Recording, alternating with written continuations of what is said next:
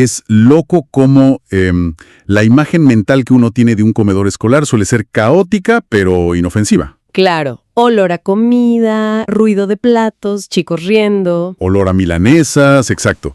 Se supone que es un refugio para los estudiantes. Totalmente. Un lugar seguro.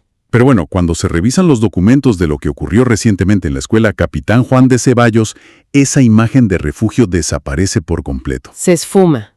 Y se transforma en un escenario bastante oscuro, lleno de interrogantes institucionales. Y de eso trata nuestra misión periodística en esta edición. Somos el equipo de VEA Noticias, un medio vecinal e independiente. Así es. Hoy es miércoles 22 de abril de 2026 y hemos tenido acceso a información exclusiva.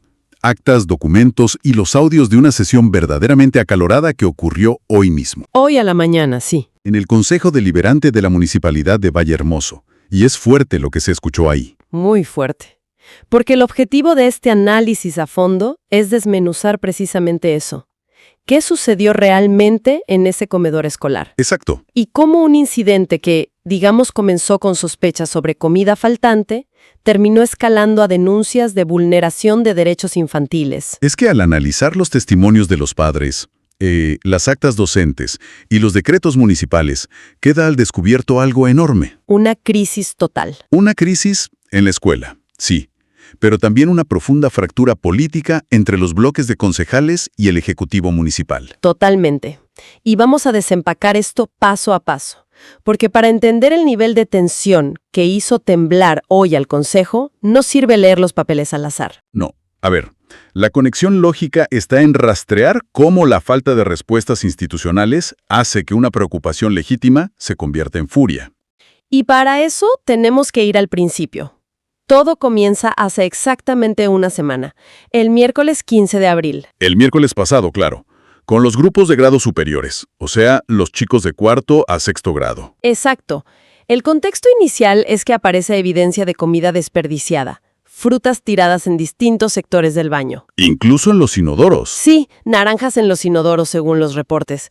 Y ante ese descubrimiento, la reacción del personal es lo que enciende la primera gran alarma. Porque los alumnos denuncian algo gravísimo a la salud del comedor. Tal cual.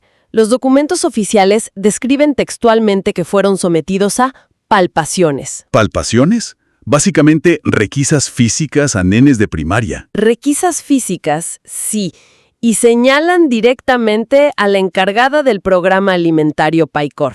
Que es un programa estatal de asistencia, vale aclarar. Claro, y ella es empleada municipal, María del Carmen Albarracín. Y no solo hablan de las palpaciones, los testimonios de los menores también mencionan malos tratos verbales. Golpes en la mesa para exigir silencio. Apuros intolerables para terminar de comer, o sea, es como si de repente hubieran convertido el comedor de una escuela primaria en el control de seguridad de un aeropuerto. Es una analogía perfecta. Porque resulta impactante considerar a niños de cuarto a sexto grado siendo cacheados físicamente para ver si llevan una naranja escondida. Es muy fuerte. Y lo que resulta aún más desconcertante desde el punto de vista del protocolo es que ninguna autoridad reconoce haber dado la orden. Nadie se hace cargo. Asumen la responsabilidad de implementar una revisión física.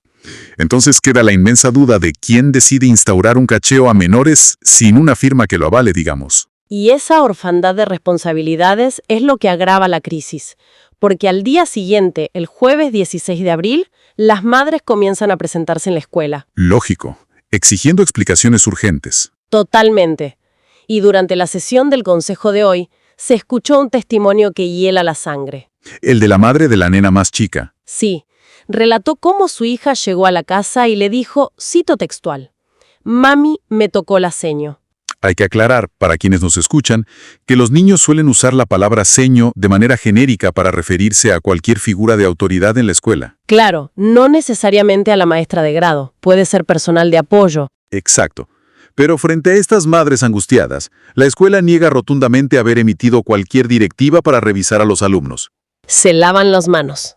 Y esa falta de respuestas por parte del colegio es exactamente lo que detona el siguiente nivel del conflicto. Porque cuando una institución educativa cierra sus puertas a las explicaciones, el problema inevitablemente se derrama a la calle. Inevitablemente. Llegamos al viernes 17 de abril. Y esto queda registrado en las actas policiales, ojo, ¿eh? Sí, sí. Personas en motocicleta pasan por las inmediaciones del comedor gritando amenazas brutales. Ni intimidatorias al personal.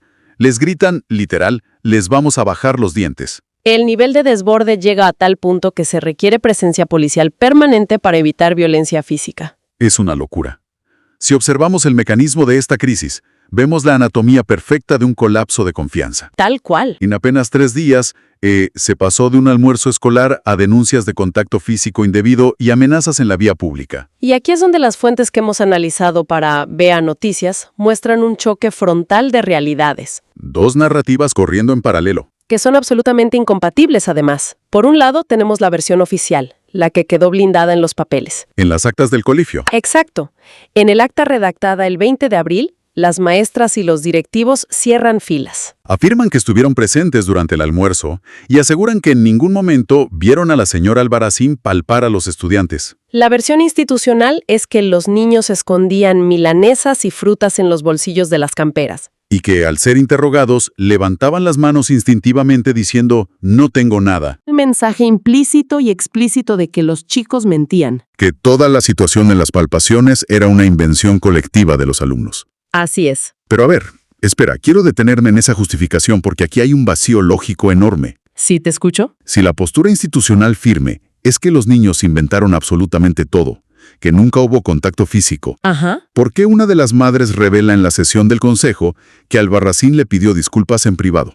Es un gran punto. Más aún, ¿por qué la persona acusada intentaría organizar una franja horaria formal de 8 a 12 de la mañana para recibir a los padres y ofrecer disculpas? Claro, digo, si alguien no hizo nada y los niños mienten, esa persona no organiza una agenda matutina de arrepentimiento. Terezan las disculpas a puertas cerradas. No, para nada. Tampoco buscan un litigio eterno. De hecho, se niegan rotundamente a someter a sus hijos al trauma de una cámara Gesell. Para quienes no estén tan familiarizados, una cámara Gesell es esa sala dividida por un espejo de doble visión donde los psicólogos entrevistan a menores. Claro, para que den testimonio legal sin enfrentar un tribunal. Es un proceso judicial exhaustivo y muy estresante que las madres quieren evitarle a sus hijos a toda costa. Ellas no buscan venganza penal, buscan la verdad administrativa. Quieren saber la cadena de mando. Exacto, quieren saber quién dio la orden. Y justo cuando la comunidad necesita transparencia, o sea, respuestas claras, la política decide intervenir de la peor manera. De manual. Llegamos al sábado 18 de abril. Cuando el intendente municipal da una entrevista en un programa de radio local. Y en lugar de aportar calma o certidumbre, lanza la teoría de que todo el asunto es un complot político. Un complot político orquestado por una ex colaboradora municipal, según sus palabras. Desde la perspectiva de la gestión de crisis, ese tipo de declaraciones suele interpretarse como un intento desesperado de desviar el foco. Totalmente. Pero el efecto real fue alterar por completo a los padres, que ya venían muy enojados. Durante la sesión de hoy, las madres fueron sumamente enfáticas al rechazar esa etiqueta. Aclararon que no tienen ninguna bandera partidaria. Son ciudadanas, mujeres que trabajan, que confían sus hijos al sistema público. Pica de los menores. Entonces, ante este nivel de indignación ciudadana, el municipio tiene que mover sus piezas. Obligados por la presión social, claro. Y lo hacen utilizando el lenguaje que mejor dominan: la burocracia. Entramos a la fase de las resoluciones administrativas. Que en el papel suenan muy contundentes, pero en la práctica tienen fisuras preocupantes. Muy preocupantes. La maquinaria administrativa produce 2 documentos clave acá. Primero, la resolución 19-120-26. Que instruye al área de desarrollo social, liderada por Daniela Ferreira, a realizar una investigación de urgencia. Y segundo, y mucho más importante para el debate que vimos hoy, el decreto 21-420-26. Emitido precisamente este 22 de abril, hoy mismo. Exacto. Y mira, he leído ese famoso decreto 21-4 con detenimiento. ¿Y qué encontraste? Sobre el papel, pareciera una victoria rápida para calmar las aguas. Ordena el apartamiento preventivo de la empleada de la escuela primaria. ¿De la capitán Juan de Ceballos? Sí. Pero hay una trampa en la letra chica. Porque apartar o reasignar funciones, como dice el documento a través de la Secretaría de Gobierno, Ajá. no significa lo mismo para el rigor de un abogado que para el sentido común de un padre preocupado. Totalmente. Esa es la grieta técnica que las madres denunciaron a los gritos en plena sesión del Consejo. Exponiendo una diferencia abismal. Entre la eficiencia administrativa, digamos, y la coherencia real en la protección infantil. Porque el decreto cumple legalmente con sacar a la persona cuestionada del edificio de la primaria. Pero la realidad comunitaria es otra. Las propias madres testificaron que esa misma mañana vieron a la empleada apartada. ¿Haciendo qué? Trabajando en la escuela secundaria, al lado. Es increíble. Es como estar jugando al Tetris con el personal municipal. Literalmente. Mueven una pieza problemática de la escuela primaria simplemente para limpiar esa pantalla y decir, bueno, problema resuelto. Pero la pieza cae directamente en el tablero de la secundaria. Apartan a alguien por sospechas gravísimas de vulnerar la intimidad de niños y la solución de los técnicos del municipio es ponerla a trabajar rodeada de adolescentes. Refleja una desconexión monumental. Monumental. Y como bien señaló la oposición durante el debate, si se decide apartar a alguien de la función pública para investigar acusaciones de esta índole, Sí. la reasignación no puede implicar contacto con otro grupo de menores bajo ningún punto de vista. Es de sentido común. Esta maniobra demuestra cómo los gobiernos locales, a veces, operan bajo una mentalidad de búnker. Completamente encerrados. Se encierran a redactar decretos que los protegen legalmente frente a un auditor, pero carecen de toda lógica y empatía frente a la comunidad. Y esa desconexión entre la frialdad del papel y el calor del problema humano es la chispa que hace explotar el clímax de la sesión del Consejo Deliberante hoy. Totalmente. Porque todo este análisis técnico nos lleva directamente a la tensión política entre los bloques. A un debate profundo sobre qué significa realmente el famoso apoyo institucional. El recinto hoy se convirtió en el escenario de un choque de visiones sobre la gobernanza. Tal cual. Por un lado, el bloque opositor, Vallehermoso Avanza. Que presentó un pedido de informes exigiendo respuestas concretas y protección urgente para los menores. Pero ojo, porque su crítica más punzante no fue hacia los papeles o los decretos en sí. Fue hacia la silla vacía. En las reuniones clave con los padres. Lo acusaron de una falta total de empatía frente a un caso de extrema sensibilidad. Y es que el reclamo ciudadano es muy claro. Cuando están en juego los derechos de los niños, se espera que la máxima autoridad del pueblo dé la cara. Quiero detenerme en la defensa que hizo el oficialismo sobre esto. Es fascinante, sí. Fascinante desde el punto de vista sociológico. O sea, el bloque del Ejecutivo argumentó que el intendente sí estuvo presente de alguna forma. Claro, diciendo que envió a todo su equipo técnico. Mandaron a Desarrollo Social, mandaron a los abogados, mandaron a la Secretaría de Hacienda. Argumentaron que las medidas legales se tomaron rápido. ¿Y qué? Cito textual de la sesión, el intendente no puede estar en todos lados. ¿Y es esa una justificación válida para el liderazgo local? Para la estructura legal del municipio, te diría que sí lo es. Porque ellos valoran la celeridad administrativa. Valoran la creación de un escudo jurídico como prueba de buena gestión. Consideran que movilizar el aparato burocrático es gobernar. Pero para las familias, el Estado no es un conjunto de expedientes y firmas, es un vínculo de confianza. Totalmente. Imaginemos esto. Alguien llama a los bomberos porque su casa se está incendiando. Una emergencia total.